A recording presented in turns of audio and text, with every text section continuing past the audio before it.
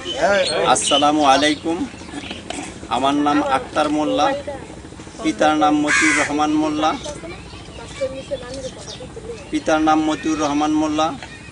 আমার গ্রাম কামসাইড, post office Nagarpara, থানা রূপগঞ্জ, জেলা নারায়ণগঞ্জ।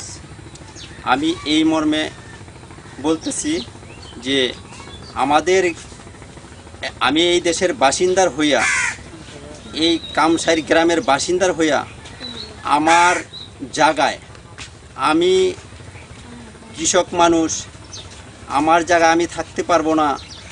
আর এই দেশে আর্মি ক্যাম্প করিয়া এই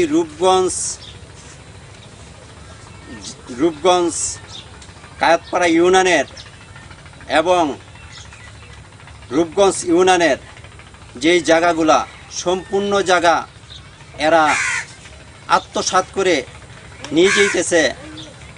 আবার আরও ওরা এই আমগো জায়গা জমিন আমি বেচতে পারবো না। রেজিস্ট্রি করতে গেলে আমার ছেলের অসুখ হইলে আমি বেচতে পারবো না। আমি এই জায়গা সম্পত্তি মালিক হইয়া আমরা বেচতে পারবো না। ওরা আর্মি রেজিস্ট্রি অফিসে আর্মি লাগাইয়া ওরা রেজিস্ট্রি করে জায়গা নিয়ে যেতেছে এবং আমাদের জায়গা আমরা বেচতে পারতাছি না। এই যে এই ঘটনা শুরু হয়েছে 23 তারিখে একটা আমরা সবাই জনসভা করার জন্য আমরা মিটিংয়ে বসি।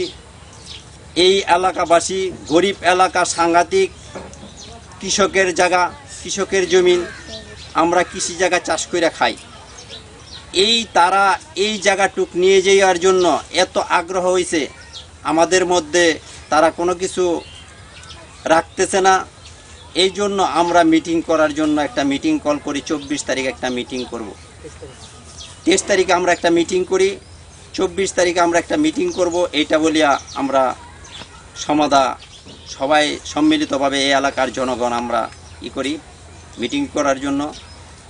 ওই দিনকা ওই মুহূর্তে এই আর্মি এবং দাঙ্গা পুলিশ সহকারে তারা আমরা মিটিংয়ে যাওয়ার জন্য প্রস্তুতি নেই। এই মুহূর্তে আমার ভাতিজা 4 জন, শমশের আলী, মামুন এবং মতিন মোল্লা, আরও একজন, এই 4 জনে একসাথে চলে যায়। যাওয়ার পর ওদেরকে আর্মিরা ডাক দিয়া নিয়ে যায়। ডাক দিয়ে নিয়ে ওদের ক্যাম্পে সামনে নিয়ে আমার একজনকে গুলি করার পর আমার বাতিয়া শমশের আলী তাকে ধরতে যায়।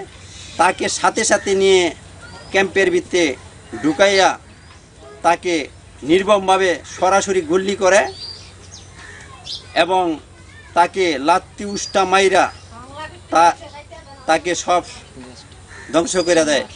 কারণ আজ পর্যন্ত তার লাশটা আমরা খুঁজে পাই নাই। আমাদের পরিবারের সবাই,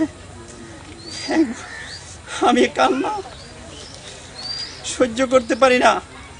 আর আমার পরিবারের মধ্যে কি অবস্থা, আমি তার লাশ চাই এবং আমরা তার জানাজা পড়তে চাই। বিশ্বের কাছে আমার এই আকুল আবেদন, আমার ভাতিজার লাশ যেন তারা ফিরিয়ে দেয়। এই দেশের সরকারের কাছে আমার আকুল আবেদন, সে যেন আমার ভাতিজার লাশ ফিরিয়ে দেয়। আর তারা যে পরবর্তীতে যেই ঘটনা শুরু করেছে, 4,500 লোকের নামে তারা কেস একটি দাখিল করে। এই কেসে গতকাল রাত্রের 9টার সময় আসিয়া তারা আমাদের গ্রামে হামলা করার চেষ্টা করে। আমরা এই পুলিশের ভয়েতে আমরা এই দেশে থাকতে পারি না।